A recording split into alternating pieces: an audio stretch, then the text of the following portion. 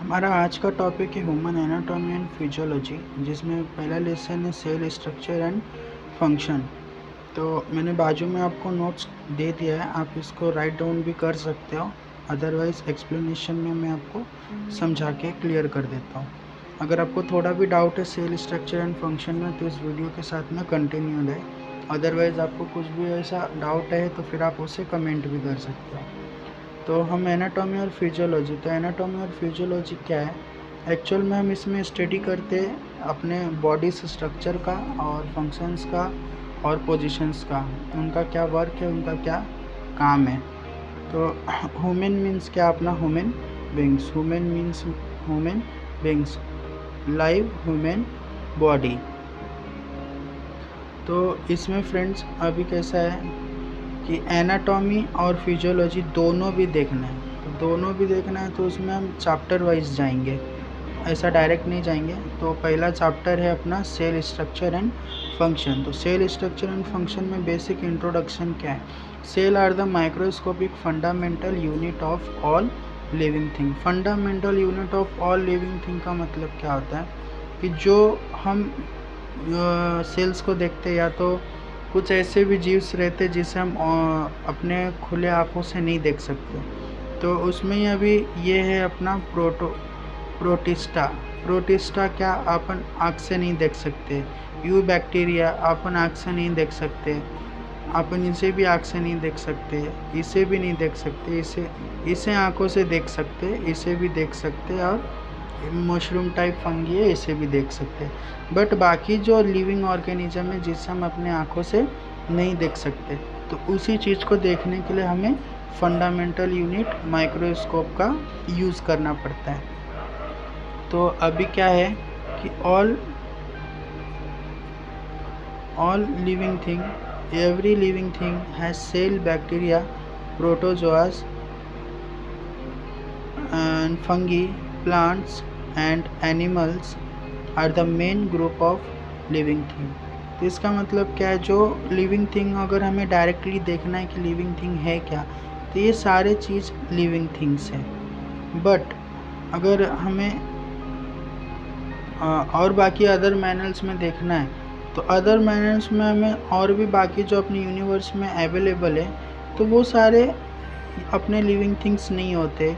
में भी साइकिल हुआ, टेबल हुआ, socks, com, car, dot, toys, ये सारे लिविंग थिंग्स नहीं होते। लिविंग थिंग्स वो होते हैं जिनका ओन प्रिपरेशन रहता है या ओन मूवमेंट रहता है, जिसका ग्रोथ होता है, वो सारे को हम लिविंग थिंग्स में डिनोट करते हैं। Basic need of each and trillions of cell such as oxygen and food and waste removal. तो अगर किसी भी लिविंग थिंग का अगर एक प्रॉपर मैनर में हम देखने जाएंगे उनका मैकेनिज़्म, तो वो किस तरीके से रहता है। पहला तो वो लिविंग ऑर्गेनिज़्म है तो उसको कुछ तो भी जीने के लिए चाहिए, तो फूड। फिर उसके बाद उसको उस फूड को प्रोसेस और भी अलग तरीके से मैकेनिज़्म वर्क के लिए और क्या नीड रहेगा, ऑक्सीजन का। और अगर कोई भी ह्यूमन बींग्स या लिविंग ऑर्गेनिज़म अगर वो इन करता है तो उसको आउट भी चाहिए, तो इसका मतलब क्या हुआ, अपना वेस्ट रिमूवल। तो वेस्ट रिमूव करने का प्रोसेस। तो अभी इसमें और हम एक चीज़ समझ के लेते, they are 200 different kinds of specialize cell in human body. अगर एक ह्यूमन बींग को देखने जाएंगे तो वो 200 से भी ज़्यादा टाइप के वो सेल्स कैरी करता है अपने बॉडीज़ में। तो सेल्स का एक्चुअल फंक्शन क्या होता है, सेल अपने पूरे बॉडी को मूवमेंट और पूरे बॉडी का ग्रोथ, पूरे बॉडी का फंक्शन में हेल्प करता है। तो when many identical cell are organized together it is called a tissue. जब एक सेल और एक सेल से ज़्यादा अपने बाइंड करता है तो उसे हम टिश्यू बोलते हैं। तो वो किस तरीके से आप ये इस इमेज में देख लो।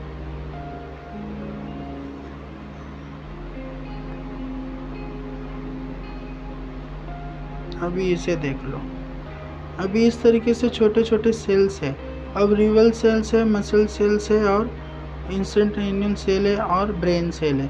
तो इन सारे सेल्स को अगर एक सिंगल अगर अपन रखते हैं तो ये कोई फंक्शन नहीं करेगा, बट ये सेल्स एक सेल से ज़्यादा एक साथ में कंबाइन करता है तो वो एक तरीके का टिश्यू फॉर्म करता है। टिश्यू फॉर्म मतलब एक सिंपल सा एग्जांपल आप अपने स्किन को ले लो। अपना बोन होता है, बोन के ऊपर के लेयर में जो भी स्किन होता है उसे आप एक टिश्यू लेयर समझ के लो, जस्ट फॉर अंडरस्टैंडिंग।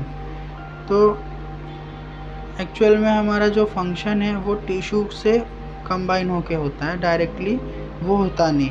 फिर क्या, when many identical tissue are organized together it is called a organ.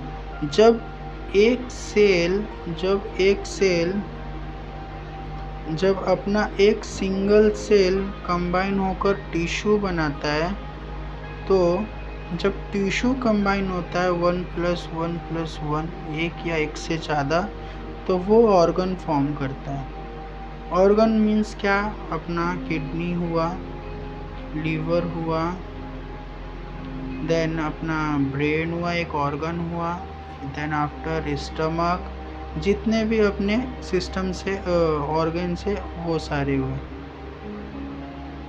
अब ऑर्गन का क्या काम है अपने बॉडी में, तो just next line, when many identical tissue are organized together it is called organ systems. अब main tissue as a tissue पकड़ो। टिश्यू मीन्स कैसा, एक सिंपल सा, but many tissue are combined to form one function. एक function create करता है। जब एक टिश्यू से ज़्यादा होता है, एक फंक्शन क्रिएट हो जाता है। अपन उसी फंक्शन को अपन एक ऑर्गन बोलते हैं। और जब वही ऑर्गन ज़्यादा हो जाता है, एक या एक से ज़्यादा ऑर्गन हो जाता है, तो वो एक ऑर्गन सिस्टम बना देता है। ये बेसिक पॉइंट हुआ अपना सेल्स इंट्रोडक्शन का। और इसके अलावा जो स्पेशलाइज सेल्स रहते हैं उनके भी पूरे बॉडी में अपना अपना एक फंक्शन होता है, तो वो भी हम अभी देख लेते हैं। तो फ्रेंड्स अभी नेक्स्ट वाले पॉइंट पे, तो सेल, टिश्यू, ऑर्गन और ऑर्गन सिस्टम। तो ये आपको समझ में आया होगा कि हम किस तरीके से सेल से फॉर्मेशन होता है और एक ऑर्गन सिस्टम तक फॉर्म होता है। और जब ऑर्गन सिस्टम फॉर्म हो जाता है तो एक सिस्टम्स वर्क करने लगता है अपने बॉडी में। जिस तरीके से अपना रेस्पिरेटरी सिस्टम हुआ, डाइजेस्टिव सिस्टम हुआ। अभी एक्चुअल में होता क्या है, to study a various cellular organs and their function. और सेल स्ट्रक्चर एंड फंक्शन के इंट्रोडक्शन में एक बेसिक पॉइंट है, इसमें अपने को पढ़ना किसके बारे में, सेल के बारे में। और जो सेलुलर ऑर्गेनल्स है मीन्स की अभी एक ह्यूमन बॉडी है, एक ह्यूमन बॉडी के अंदर क्या क्या प्रेजेंट रहता है, मे बी या किडनी प्रेजेंट रहता है। फिर और क्या अपना रहता है, स्टमक रहता है। फिर उसके बाद में अपना लीवर रहता है, फिर हार्ट रहता है, फिर उसके बाद ब्रेन रहता है। तो ये सारे के अपने अपने प्रॉपर फंक्शन है, अपने अपने पर्सनल वर्क है, इन सब का अपना अपना एक सिस्टम चलता है। तो उसी तरीके से एक सेल के अंदर में भी अपना सिस्टम चलता है, एक उनको भी अपने प्रॉपर अपने वर्क करने वाले। और जैसे कि मैंने स्टार्टिंग में बताया कि उनको भी फूड, ऑक्सीजन और वेस्ट रिमूवल सिस्टम चाहिए। तो एक सिंगल सेल को वो सारे फंक्शन अवेलेबल रहते हैं जो एक सिंगल सेल को सरवाइव करने के लिए नीड है। तो अभी हम नेक्स्ट पॉइंट देख लेते हैं। If person cell are healthy then that person is healthy. अगर किसी भी एक ह्यूमन बीइंग का सेल एक्टिव और हेल्दी है तो सिंपल सी बात है कि अगर उसका बॉडी फॉर्मेशन एक सेल के वजह से हुआ है और उसका सेल हेल्दी है तो वो पर्सन भी क्या हेल्दी रहेगा, वो पर्सन भी हेल्दी रहेगा। अगर उसके सेल में हेल्दीनेस नहीं है तो वो पर्सन भी फिर हेल्दी नहीं रहेगा। All physiological process, disease, growth and development can be described at the cellular level. अगर कभी भी किसी भी फिजियोलॉजिकल जो प्रोसेस होते हैं, यानी किसी भी चीज़ का डेवलपमेंट या किसी भी चीज़ का ग्रोथ होता है, तो वो सारे सेलुलर लेवल पे ही चेक किए जाते हैं। अगर कोई नया एक्सपेरिमेंट भी करना है तो उस चीज़ को सेलुलर लेवल पे ही देखा जाता है। अभी के सिंपल से एग्जांपल में देख लेते हैं हम अपना कोविड में क्या था, एक सिंपल सा सेलुलर लेवल पे ही कोविड का वायरस का डिटेक्शन किया था, कोविड वायरस डिटेक्शन। तो जस्ट वो समझ के लो आप। और फिर उसके बाद में अभी नेक्स्ट पॉइंट क्या है, cellular specialized cell of human body. Specialized cell मतलब जैसे अभी मैंने आपको बताया कि एक ऑर्गन जो था अपना, अब हार्ट हुआ, अपना ऑर्गन हार्ट हुआ, तो हार्ट को एक स्पेसिफिक सेल होते हैं, एक स्पेसिफिक सेल होते फंक्शन करने के लिए। तो वो फंक्शन करने के लिए उस सेल का क्या नीड रहता है, कैसा प्रोसेस रहता है और उसका क्या काम रहता है, वो सारे समझ के लेंगे। तो एक्चुअल में specialized cell of human body होता क्या, तो to study specialized cell and their structure, organization and function and metabolic and need within the body. Means क्या, अभी हमको इसमें क्या देख लेना है कि एक to study specialized cell and their structure. Structure means क्या हुआ, बनावट। स्ट्रक्चर मीन्स क्या हुआ, एक बनावट। चाहे तो वो रेक्टेंगुलर रहेगा, या तो वो स्क्वायर शेप में रहेगा, या तो सर्कल शेप में रहेगा, या ओवल शेप में रहेगा, या कोन शेप में रहेगा, वो या तो इनफिनाइट शेप में रहेगा, उसका कोई शेप नहीं रहेगा। तो इसमें भी बहुत सारे रहते जो सिंगल सेल पे चलते, सिंगल न्यूक्लियस पे चलते, कोई मल्टी न्यूक्लियस रहता है, किसी को न्यूक्लियस नहीं रहता। तो इस तरीके से सबका फॉर्मेशन रहता है। तो अब आते हैं नर्व सेल पे। नर्व सेल एक्चुअल होता क्या है, नर्व सेल जो अपने ब्रेन और अपने नर्वस सिस्टम से काफ़ी ज़्यादा उसको समझ के लेते हैं। अभी आपने 10th या 10th से पहले भी कभी स्टडी किया होगा तो न्यूरॉन और नर्व सेल के बारे में समझ के लिए होंगे। ये होता है अपना नर्व सेल। नर्व सेल का डायग्राम और नर्व सेल के क्या क्या पॉइंट्स रहते हैं वो। Nerve cell are also called as neurons. These cells are in the nervous system and function to process and transmit information. Function to process यानी किसी भी चीज़ का अगर रैपिड एक्शन हम करते, किसी भी समय पे अगर हम रैपिड एक्शन करते में भी, अगर आप ट्रैवलिंग कर रहे हो, आपके पैर में चोट लगता है, या तो फिर हीट आप महसूस करते हो, या तो ज़्यादा कोल्ड महसूस करते हो, तो वो सारे का ट्रांसमिट इंफॉर्मेशन अपना न्यूरॉन करता है। सारे का ट्रांसमिट इंफॉर्मेशन अपना न्यूरॉन करता है। न्यूरॉन के अलावा और कोई ऐसे अपने बॉडी में एक्टिव सेल्स नहीं है कि जो हमको रैपिडली मैसेज प्रोवाइड करें। देन दूसरा क्या है, the core component of the brain spinal cord and peripheral nerve use chemical and electrical synapses to relay signal throughout the body. तो ये अपने नर्व सेल के कुछ सिंपल सा पॉइंट्स है कि स्पाइनल कॉर्ड और peripheral nerve use to chemical and electrical synapses. Use to chemical, और केमिकल मीन्स क्या, जो अपने बॉडी में एंजाइम प्रेजेंट है, और और इलेक्ट्रिकल सिनेप्सेस इसको इधर से तुरंत ये डिटेक्ट होता है, जो अपने बॉडी या अपने को तुरंत मैसेज मिलता है। देन आफ्टर अपना सेकेंड क्या है, epithelial cell. The function of epithelial cell is secretion, absorption, protection, transcellular transport, sensation, detection and selective permeability. अब इसके ये है अपना एपिथेलियल सेल, जो हर जगह पे अलग अलग शेप और अलग अलग साइज में अवेलेबल रहता है। तो एपिथेलियल सेल का बेसिक क्या है, कि function of epithelial cell is secretion, means वो सिक्रेट करता है। सिक्रेट मतलब वो एंजाइम सिक्रेट करना, एज वेल एज अपनी स्किन पे स्वेट आता है, स्वेट को सिक्रेट करना, एब्जॉर्ब करना।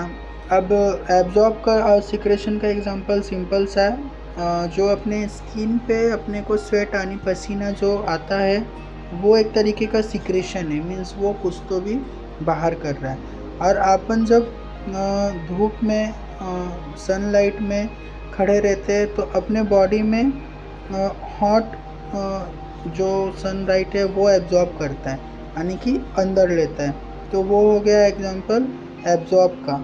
और ये क्या हो गया, सिक्रेशन का, जो स्वेट में बाहर निकलता है।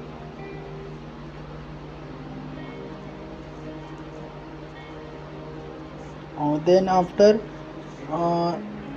डिटेक्शन। डिटेक्शन क्या होता है, अगर एपिथेलियल सेल अपने बॉडी के सरफेस पे अवेलेबल रहता है और स्किन के अंदर में रहता है, तो इसके लिए हम जो अभी मैंने न्यूरॉन में बताया कि कैसा भी हम लोग हॉट या कोल्ड या कैसे भी क्लाइमेट को अगर सेंसेशन करते तो वो तुरंत इलेक्ट्रिकल और केमिकल स्नैचेस को यूज़ कर कर हमको तुरंत मैसेज देते हैं। तो एपिथेलियल उसका मेन रोल भी निभाता है कि कुछ भी है वो फिजिकली अपने को सेंसेशन प्रोवाइड करता है, बट न्यूरॉन अपना केमिकल और इलेक्ट्रिकली अपने को मैसेज प्रोवाइड करता है। The location of epithelial cell is skin and the inside cavity and lumen of bodies. Skin means कैसा, अपना जो बॉडी सरफेस रहता है, स्किन सरफेस रहता है, जस्ट उसके बिलो में ये लेयर अपना हो जाता है epithelial layer, epithelial layer. Then exocrine cells. Exocrine cells क्या होता है, एक्सोक्राइन सेल अपना exocrine cell they cell secrete mucus, sweat और digestive enzyme from duct. Duct क्या होता है, डक्ट मीन्स अपना सिंपल मैनर में देखने जाएंगे वेन्स। वेन्स को अपने अपने वेस रहते हैं, अपने अपने पाथ रहते हैं ब्लड सर्कुलेशन के लिए, तो इसी में से निकले हुए रहते हैं जो इस डक्ट्स कहते हैं। और डक्ट्स के थ्रू से वो एंजाइम सिक्रीट होता है अपने लीवर में डाइजेशन करने के लिए। और म्यूकस और स्वेट, म्यूकस अपना सिंपल एग्जांपल नोज़ और नोज़ रनिंग, और स्वेट मीन्स अपना पसीना। तो इसका काम एक्सोक्राइन सेल से होता है। Endocrine cell. The cell are similar to exocrine. Endocrine cell कैसा, जैसा एक्सोक्राइन का फंक्शन है, जैसा उसका काम है, उसी तरीके से अपना एंडोक्राइन का भी वर्क है। तो अभी एंडोक्राइन समझ के लेते कि एंडोक्राइन एक्चुअल है क्या।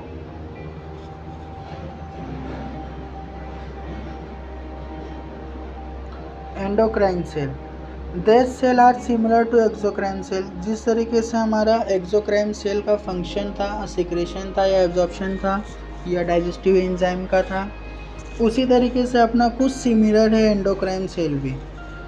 This cell are similar to exocrine cell but secrete their product directly into the blood stream instead of through duct. अब जो इसका सिक्रेटेड देयर प्रोडक्ट, जो भी एंडोक्राइन प्रोडक्ट सिक्रीट करता है, यानी जो भी प्रोड्यूस करता है, उस चीज़ को डायरेक्ट वो ब्लड स्ट्रीम के साथ में वो फ्लो करता है, ब्लड स्ट्रीम के साथ में फ्लो कर देता है। ये अपना ब्लड स्ट्रीम के साथ में वो डायरेक्टली फ्लो करता है। Endocrine cell are found throughout the body but are concentrated in hormone secreting gland such as pituitary. अभी देख लो, सिंपल सी बात है कि जो एंडोक्राइन सेल है are found throughout the body, ये अपने पूरे बॉडी में मिलता है। इसके लिए कोई ऐसा पर्टिकुलर लोकेशन नहीं बोल सकते कि यहाँ पे मिलेगा, यहाँ पे नहीं मिलेगा, ऐसा कुछ भी नहीं।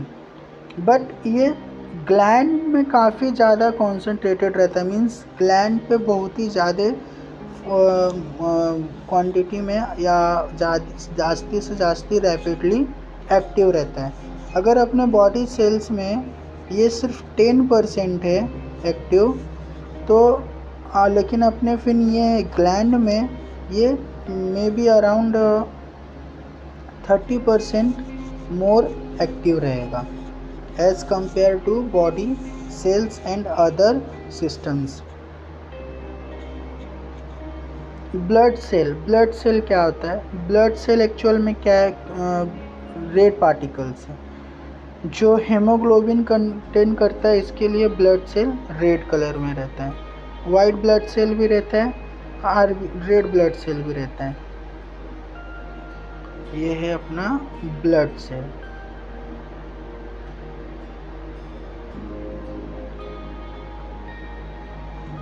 Blood cell there are two types of blood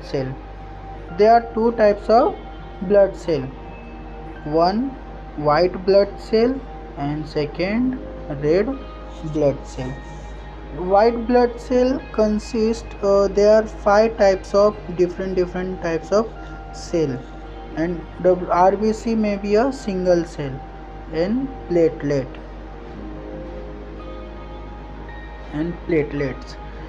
RBC. The function of RBC is to collect oxygen in the lungs and deliver it through the body to the body tissue. जो RBC का काम होता है कि अपने lungs में से oxygen collect करता है। ऑक्सीजन कलेक्ट करने के बाद में वो अपने डिफरेंट टिश्यू सेल्स के पास में वो डिलीवर करता है। RBC का जो काम रहता है, the function of RBC is to collect oxygen in the lungs and deliver it through the body to the body tissue. Lungs से ब्लड लेता है और फिर अपने बॉडी टिश्यू तक वो डिलीवर करता है। ये काम अपना RBC का है। WBC क्या होता है? WBC are produce in the bone marrow. WBC कहाँ पे प्रोड्यूस होता है? बोन मैरो में होता है। And help the body to fight infection, disease and object in the immune system. अभी WBC का काम, बेसिक काम क्या है? वो डिफेंड करता है अपने बॉडी को इन्फेक्शन से, बीमारी से। मीन्स ए प्रोटेक्टिव सेल हुआ WBC। और इम्यून सिस्टम में काफ़ी ज़्यादा इसका रोल रहता है। मे बी जैसे इम्यून सिस्टम मीन्स क्या है? अपना एक पावर, जो अपने बॉडी में एक पावर रहता है जो अपने किसी भी काम को करने के लिए वो एक पॉजिटिव एनर्जी क्रिएट करता है। WBC also found in circulatory system, lymphatic system, spleen and other body system. ये इसके साथ साथ में सर्कुलेटरी सिस्टम यानी कि जो अपना ब्लड का सर्कुलेशन होता है heart to lungs and throughout our full body, lymphatic system and spleen and other body system. अब नेक्स्ट क्या है? Cellular organization. सेलुलर ऑर्गेनाइजेशन क्या है? सेलुलर ऑर्गेनाइजेशन मीन्स एक सिस्टम से जिसमें अपना किस तरीके से सेल्स का फॉर्मेशन हुआ है और किस तरीके से वो चल रहा है और कैसा उसका कन्वर्जन प्रोसेस है, किस तरीके से वो कन्वर्ट होता है, किस तरीके से वो जनरेट होता है, किस तरीके से उसका फॉर्मेशन बैठता है। तो ये है अपना सेलुलर ऑर्गेनल्स। अब अपन इसको समझ के लेते हैं।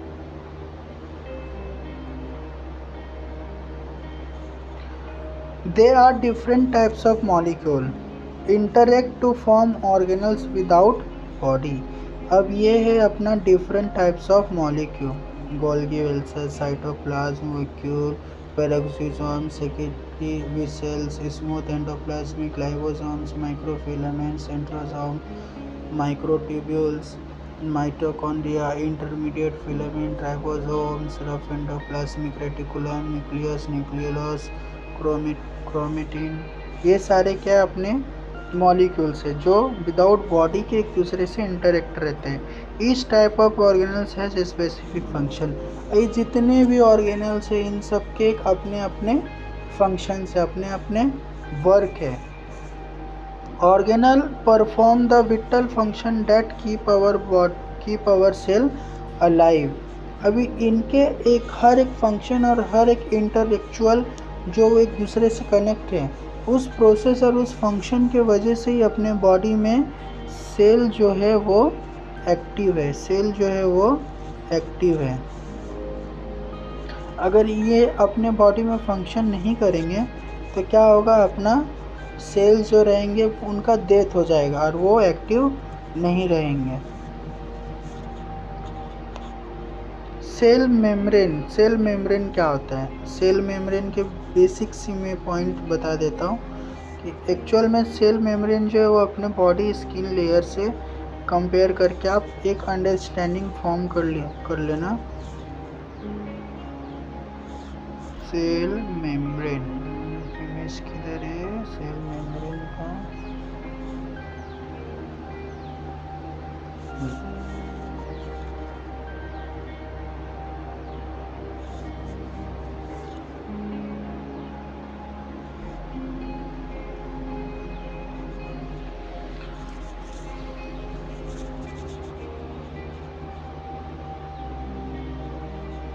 ये सेल मेम्ब्रेन क्या होता है? The boundary of the cell is called as plasma membrane.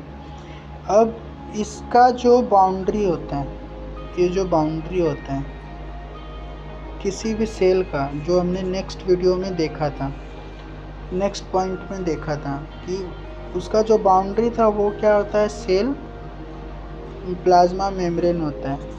It's a separate internal metabolic event from the external environment and control the movement of material into and out of the cell.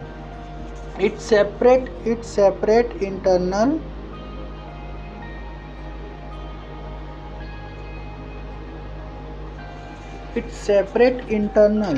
अभी internal means क्या? जो इसके अंदर का function है। Metabolic event from the external environment, जो अपन बाहर के क्लाइमेट में रहते हैं, मे भी ये क्लाइमेट हीट रहने दो, कोल्ड रहने दो, थोड़ा वार्म रहने दो, या स्वेटी रहने दो, या रेनी रहने दो, बाहर के क्लाइमेट के कंपेयर से इंटरनल जो इन्वायरमेंट है अपने सेल मेम्ब्रेन का, वो उस बेस पे फंक्शन करता है। अगर बाहर का आपका टेम्परेचर हाई है तो सेल मेम्ब्रेन का फंक्शन रहेगा अपनी बॉडी को कोल्ड रखने का। अगर बाहर का फंक्शन क्लाइमेट कोल्ड है तो अपने सेल मेम्ब्रेन का काम रहेगा बॉडी को वार्म रखने का।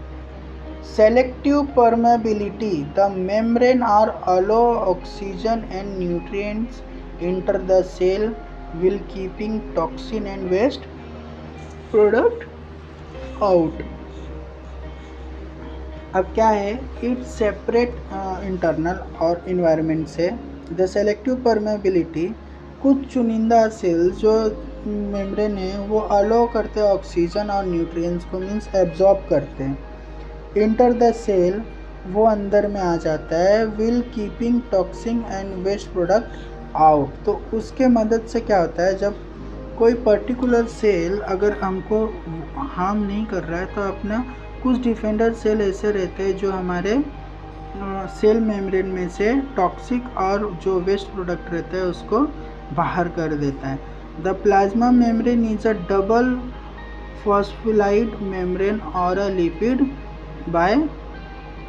By layer. अभी प्लाज्मा किधर था? Plasma membrane is double phospholipid. अभी डबल फॉस्फोलाइड क्या है अपना इधर अवेलेबल तो नहीं है। Glycolipid, hydrophilic, glomerular protein, internal membrane, hydrophobic, peripheral membrane protein, membrane और लिपिड बाइलेयर। ये इस तरीके से ये फॉस्फोलाइड बाइलेयर, ये समझ इधर पे समझ के लो। ये देखो किस तरीके से अपना इधर से दो सेपरेट है, तो अपन इसी चीज़ को बोलते हैं phospholipid bilayer. The plasma membrane is a double phospholipid membrane और अ लिपिड बाइलेयर। ये डबल है, देखो एक ऊपर का सेक्शन है और एक नीचे का सेक्शन है, इसी को अपन क्या बोलते हैं? Phospholipid bilayer. Non non polar hydrophobic, non polar hydrophobic, non polar, ये समझ लो, ये इधर पे ये हो गया अपना नॉन पोलर। अब क्या है, pointing toward the inside of the membrane and the polar hydrophobic head forming the inner and outer surface of the membrane. अब देखो, जो नॉन पोलर हाइड्रोफोबिक टेल्स है, पॉइंटिंग टूवर्ड द इनसाइड, वो कैसा, अंदर के तरफ से वो फॉर्म होता है of the membrane, and the polar hydrophobic, जो पोलर हाइड्रोफोबिक है उसका जो हेड है forming inner and outer surface of the membrane, वो अंदर के तरफ से भी रहता है और बाहर के भी तरफ से रहता है। हाइड्रोफोबिक नॉन पोलर सिर्फ अंदर के तरफ से रहता है, और हाइड्रोफोबिक पोलर अंदर और बाहर दोनों के तरफ से रहता है।